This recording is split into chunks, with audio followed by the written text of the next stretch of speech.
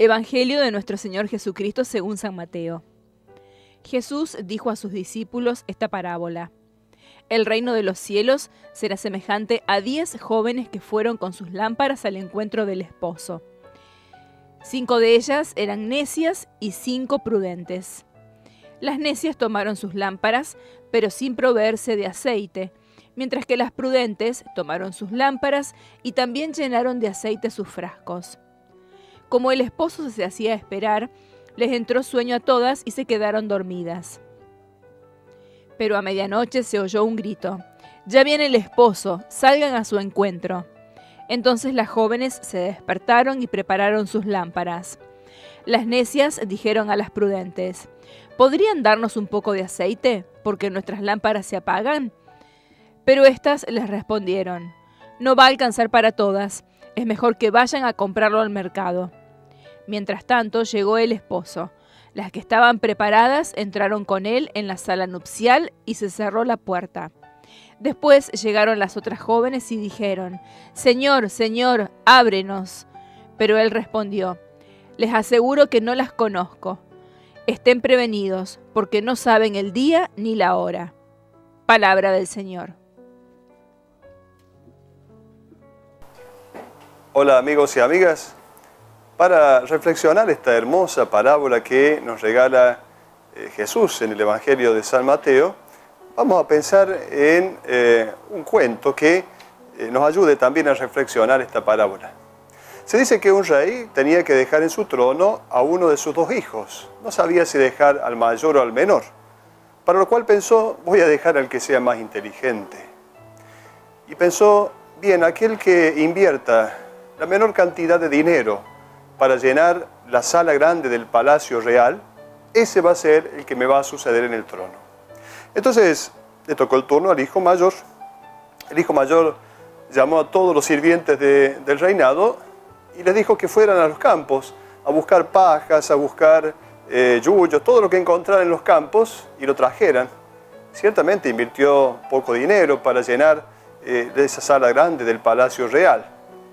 Cuando le tocó el turno al segundo hijo, al menor, dijo entonces: saquen todo ahora, saquen todo y cierren todas las ventanas de esta sala grande. Así lo hicieron. Entonces lo que hizo este hijo fue solamente en el centro de esta sala grande encender una vela. Cuando encendió la vela, ciertamente toda la sala se llenó de luz. Invirtió muy poco, invirtió una pequeña cosa, una velita nada más. Y entonces toda la luz llegó a iluminar ese lugar. La luz es el horizonte de reflexión de este Evangelio que acabamos de escuchar en este día. Frente a este Evangelio podemos hacernos algunas preguntas. ¿Por qué estas muchachas, estas vírgenes necias, no entran al banquete de boda? Aunque sea con poco aceite, podrían haber entrado. Luego, ¿cómo se le ocurre ir a comprar tan tarde? No había supermercado que atendieran las 24 horas. ¿Cómo se le ocurre ir a comprar al mercado tan tarde, comprar aceite? Luego, las vírgenes prudentes o las muchachas prudentes, que son aparentemente muy egoístas, no quieren compartir con las demás el aceite.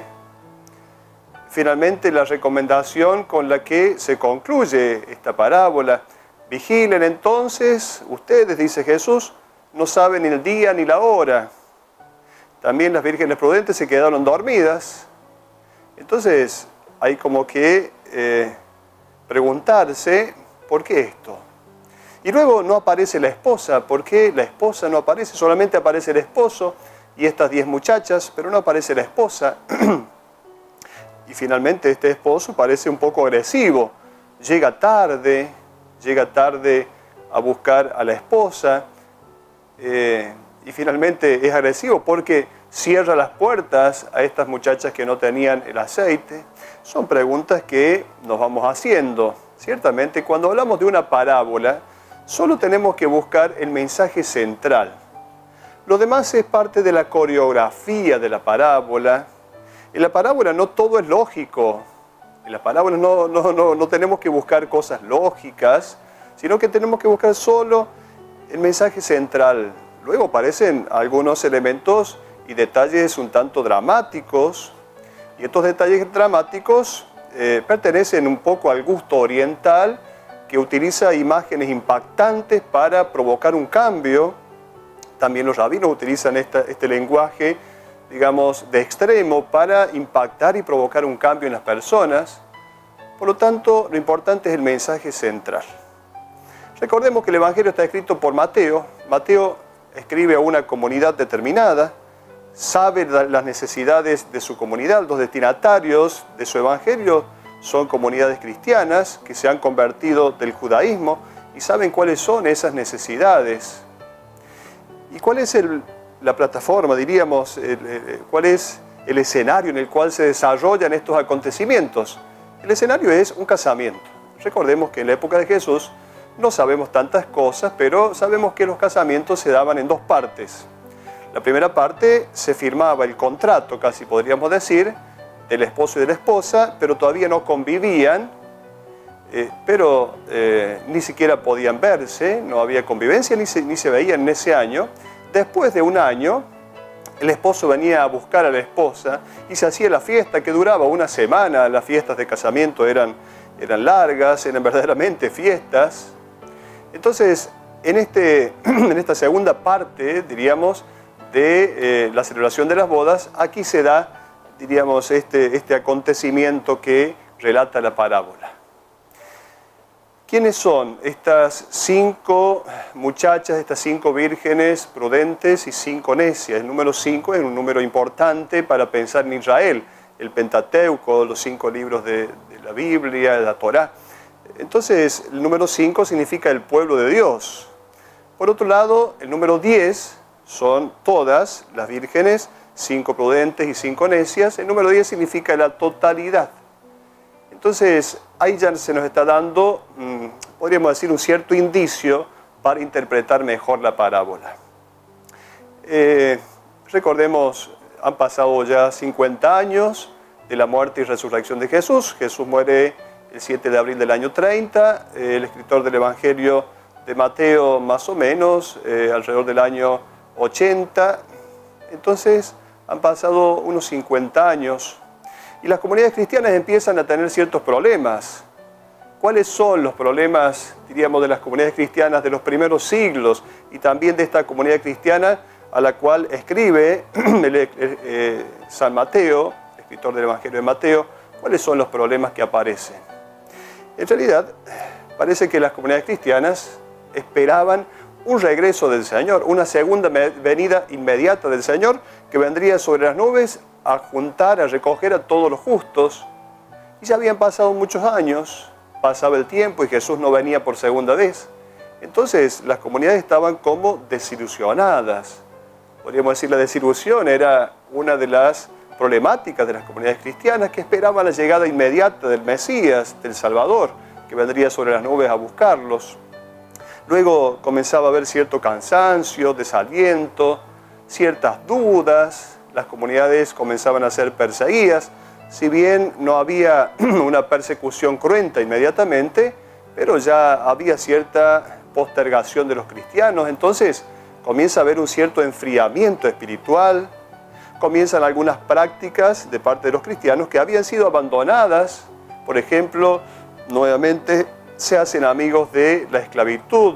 Viejas costumbres van como resucitándose en las comunidades cristianas cuando ellos ya las habían dejado. Se empiezan a enfriar. Nosotros decimos este dicho, escoba nueva barre bien. Y esto sucede también con las comunidades cristianas. Al principio estaba todo bien, pero luego cuando empieza a pasar el tiempo, empiezan a aparecer todas estas dificultades de las comunidades destinatarias de estos evangelios. Por lo tanto, estos evangelios se escriben para resucitar, para dar vida a las comunidades. Y podríamos decir, esta parábola concretamente es una parábola para decir a la comunidad cristiana que no se apague la luz. Cuidado, que no se apague la luz. Así como dijimos que Israel estaba representado en el número 5, ahora es el nuevo Israel, la comunidad cristiana, el nuevo pueblo de Dios, la comunidad cristiana, la destinataria de este evangelio. Y no solo aquella comunidad cristiana destinataria del Evangelio de Mateo, sino nosotros. También nosotros estamos metidos en estas problemáticas de aquellas comunidades cristianas. Tenemos las mismas dificultades. Entonces, ahora es la comunidad cristiana la que tiene que preguntarse para qué está escrito este texto. Por lo tanto, las 10 vírgenes no simbolizan ya a Israel, sino que ahora simbolizan a la iglesia, a la comunidad cristiana actual. La esposa, que no aparece en el texto, es la comunidad cristiana. El esposo es Cristo, bien lo sabemos. Este esposo que llega, que viene, es Cristo. La esposa es la comunidad cristiana representada en estas 10 vírgenes.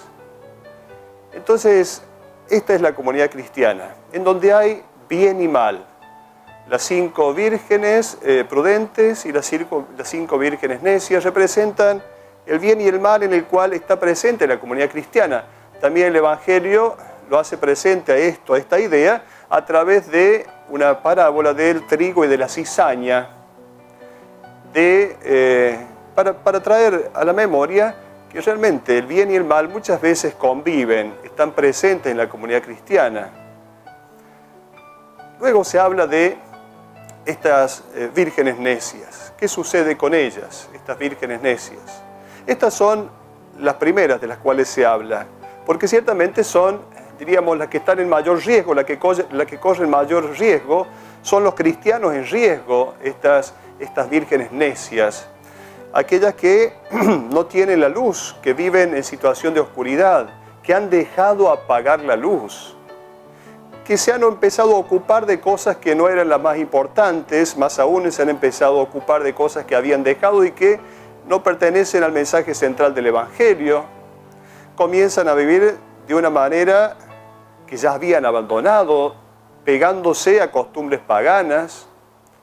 El Principito dice, lo esencial es invisible a los ojos, no se ve bien sino con el corazón. Y entonces empiezan a perder lo esencial. Este es el problema de estas vírgenes necias. Necia significa cabeza hueca, sin conocimiento. No tienen la captación de lo esencial, confunden lo más importante con lo menos importante. Y entonces van perdiendo el sentido, el gusto de la fe cristiana, el gusto por seguir a Jesús, el gusto por los valores del Evangelio. Este es el peligro. Entonces son comunidades en riesgo. En todas nuestras comunidades cristianas sucede esto. Luego las vírgenes prudentes. Bien sabemos que, lo sabemos por la moral cristiana, la prudencia es esta virtud que hace que nosotros busquemos los medios adecuados para el fin que queremos lograr. Porque el fin no justifica los medios. Y luego la prudencia nos ayuda a resolver las dificultades de la vida en el aquí y ahora, en el presente actual. Entonces, esta parábola, ¿a qué viene? ¿Para qué Jesús va a decir esta parábola? ¿Y para qué Mateo quiere recordarnos esta parábola de Jesús?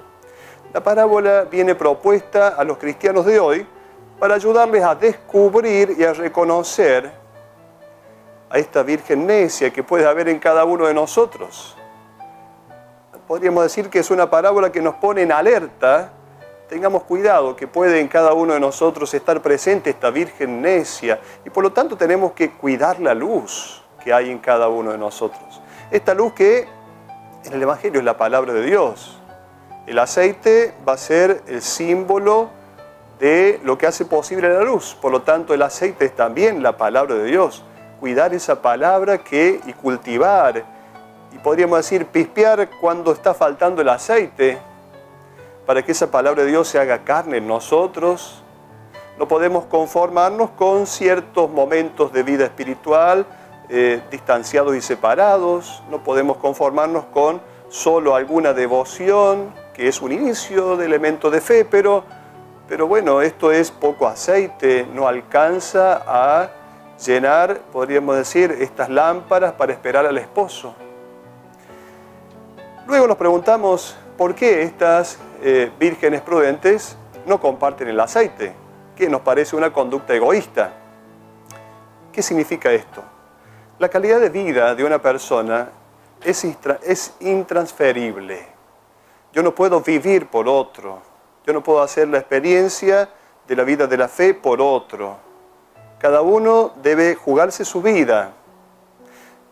dice alguien que saber que moriremos aterroriza, pero saber que moriremos sin haber vivido desespera realmente. ¿Cuántos hombres y mujeres saben que van a morir sin haber vivido? Por eso este evangelio, esta parábola, nos invita a ir pispando cuando se está quedando sin aceite nuestra lámpara. Es decir, ir viendo cuáles son las motivaciones que nos llevan a vivir nuestra fe, renovar esas motivaciones, purificar esas motivaciones, porque muchas veces nuestra fe es simplemente un momento, una expresión religiosa, pero ahí se acaba todo. Creemos muchas veces que ya tenemos fe y que nuestra fe es fuerte porque tenemos un momento de práctica de vida espiritual y ya de vida cristiana, un momento de práctica nada más. Pero tenemos que llenar las lámparas, dejar que la palabra de Dios empape nuestra vida, nuestros corazones, cada vez más. Y en esto tenemos que estar atentos porque la lámpara se puede vaciar, podemos estar nosotros también metidos en la duda, la desilusión, la desesperanza. Por eso es un evangelio que nos invita a ver la luz que hay en nosotros, esa luz que Dios nos ha dado, y hacer lo posible para que esa luz, en lo que depende de nosotros, esa luz siga estando presente y brille cada vez más en el mundo entero. Hasta la próxima.